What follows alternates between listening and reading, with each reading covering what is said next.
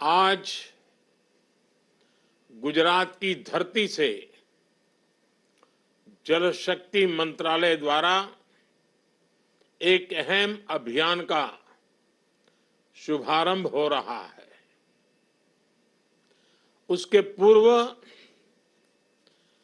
पिछले दिनों देश के हर कोने में जो वर्षा का तांडव हुआ, देश का शायद ही कोई इलाका होगा जिसको इस मुसीबत से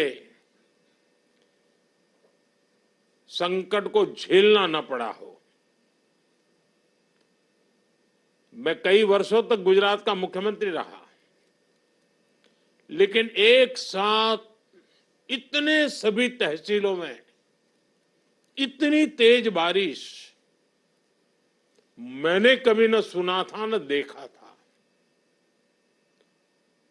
लेकिन इस बार गुजरात में बहुत बड़ा संकट आया।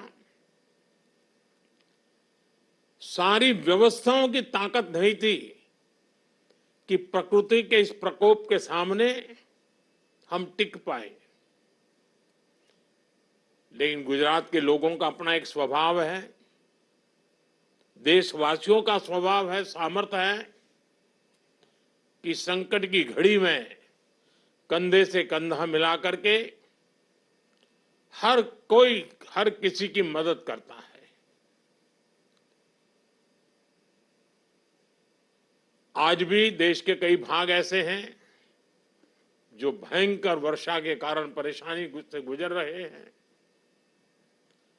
साथियों, जल संचय ये केवल एक पॉलिसी नहीं है, ये एक प्रयास भी है और यूं कहें तो ये एक पुण्य भी है। इसमें उदारता भी है और उत्तरदायित्व भी है। आने वाली पीढ़ियां जब हमारा आकलन करेगी तो पानी के प्रति हमारा रवैया ये शायद उनका पहला पैरामीटर होगा, क्योंकि ये केवल संसाधनों का प्रश्न नहीं है, ये प्रश्न जीवन का है। ये प्रश्न मानवता के भविष्य का है। इसलिए हमने सस्टेनेबल फ्यूचर के लिए जिन 9 संकल्पों को सामने रखा है, उनमें जल संरक्षण पहला संकल्प है। मुझे खुशी है आज इस दिशा में जन भागीदारी के जरिए एक और सार्थक प्रयास शुरू हो रहा है। मैं इस अवसर पर